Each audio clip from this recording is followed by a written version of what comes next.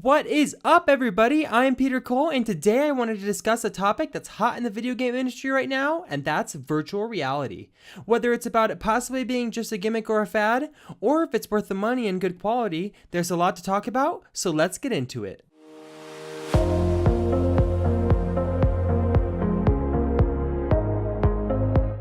Something I feel compelled to start out with is that a lot of times, it's common knowledge that to truly talk about a topic and put a verdict on it, you need to try it.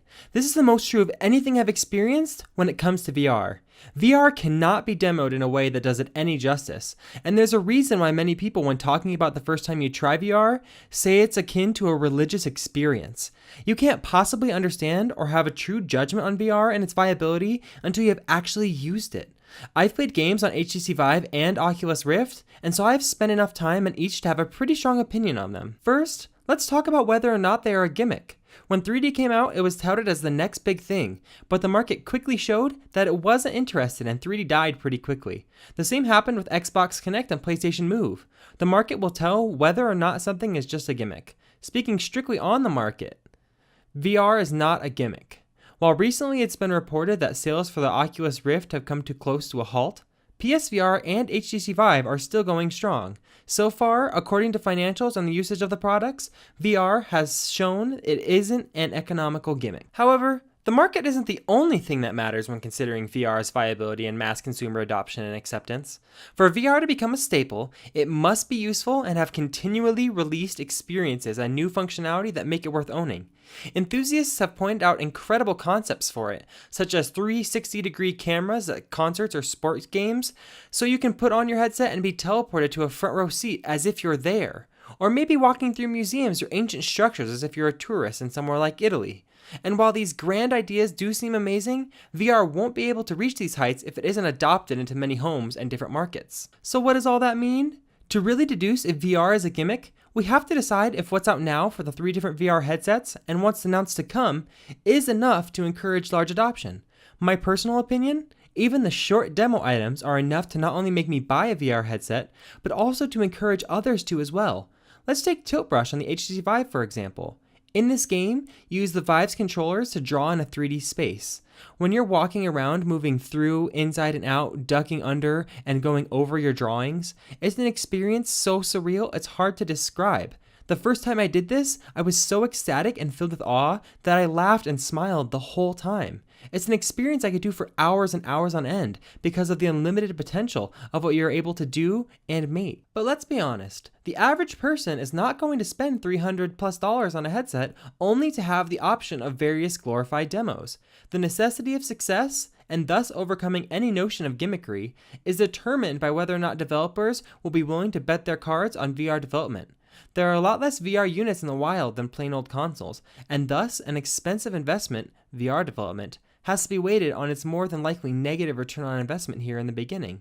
However, there are already publishers making full games for VR, such as Resident Evil 7, which can help show other developers that there is a viability on the platform. The verdict is, the conclusion of whether VR is truly a gimmick cannot be established as of now, but will be seen within the next 2 years or so. On that note, let's discuss the price and quality of the 3 VR headsets. The most budget-friendly option, the PSVR, is only $400. But that's just for the headset. See, with all 3 headsets, there are many hidden costs. For instance, for the PSVR, you need at least a PS4, and Sony is positioning it that to have a really good PSVR experience, you need the PS4 Pro. A base model PS4 is $300, while a PS4 Pro will be $400. On top of the headset, you will need a PlayStation Eye camera which runs around $50, and while some games allow controller support, many require Move Wands, which add another $100. So, for those keeping track, to get the true VR experience Sony touts without any games for it at all, it'll run you around $950. Not so cheap when considered as a package, but still, it's definitely the budget option when considering the other two. So let's talk about the Oculus Rift and HTC Vive. The Rift will run you around $600, while the HTC Vive will run you $800. Before you freak out about that nearly $1,000 price tag, there's a huge difference between the two. The Oculus Rift is positioned as a sit-down and play VR experience. It comes with a headset and an Xbox One controller, a camera to track your head movements, and, well, that's about it. It's a simple package with a simple experience. Then there's the Vive. HTC has positioned its VR platform as a standing, walking, and movement-based experience. It comes with the headset, 2 motion hand controllers for real-time interaction in-game, and 2 cameras to position around the room so you can walk around and move and still be tracked. The experiences are vastly different, and they appeal to different audiences. However, the value that comes with the Vive versus its price tags makes it by far the most justified price, even at $800. But as with PSVR, there are hidden costs with these headsets as well. And they're pretty large, as to play both of these, you need a strong enough PC to run them with good frame rates so they're actually playable and don't make you sick. See, when you're playing VR, your brain registers it as a real image, so when frame rates drop or are low, your brain cannot process them correctly, and thus, it causes a lot of physical problems.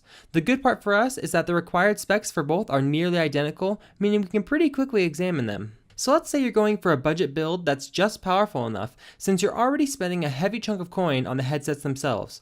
The required specs, part-wise, are only threefold. First, you'll need an NVIDIA GTX 970, at least, which will run you about $300. Then, you will need an Intel i5-4590 processor, which will run you around $200. Last, you need at least 8GB of RAM, which costs around $40 or so. Adding in the rest of the parts, you could probably get away with spending only $800 to $1,000 for mostly budget parts. So, to tally the totals, we have anywhere from $1,400 plus for the Oculus Rift and $1,600 plus for the HTC Vive.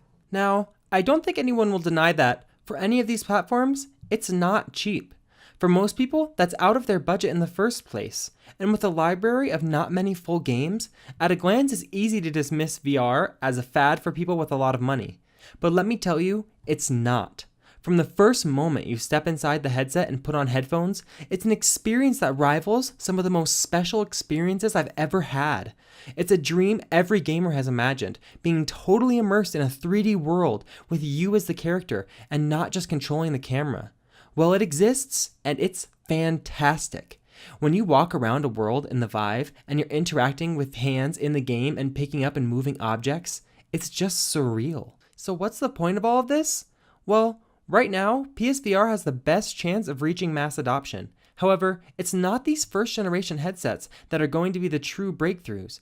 It's after all the people who use these ones figure out what's good and what's bad, work out bugs and refine the products, and show that there is a need for them to developers that the real headsets and games will come.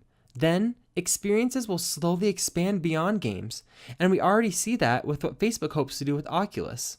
The future is VR, no matter what the naysayers may preach, because for the first time in a long time, it's a platform that's novel and allows totally new experiences than the kinds we've ever had before. VR is not a gimmick, and it's definitely worth the plunge, even if it is a heavy chunk of change. But don't just take my word for it. Look up the many testimonials and videos of people actually playing VR, especially the Vive. You can see how much fun they are having and how truly novel it is. Like I said in the beginning, the converting power of virtual reality lies in the actual usage of it and nothing else. As long as VR can hit a good amount of homes and people can get others to try it as well, it'll spread like wildfire. But just like everything else in the gaming industry, there's a ton of opinions out there on the matter, and I want to hear yours. Post in the comments below how you feel about VR and what you think its future is. Let's start a conversation and hear everybody's opinions. Also, make sure to smash that subscribe button for more videos every Monday through Friday. And thanks for watching. Let's continue to create the greatest gaming community in the world.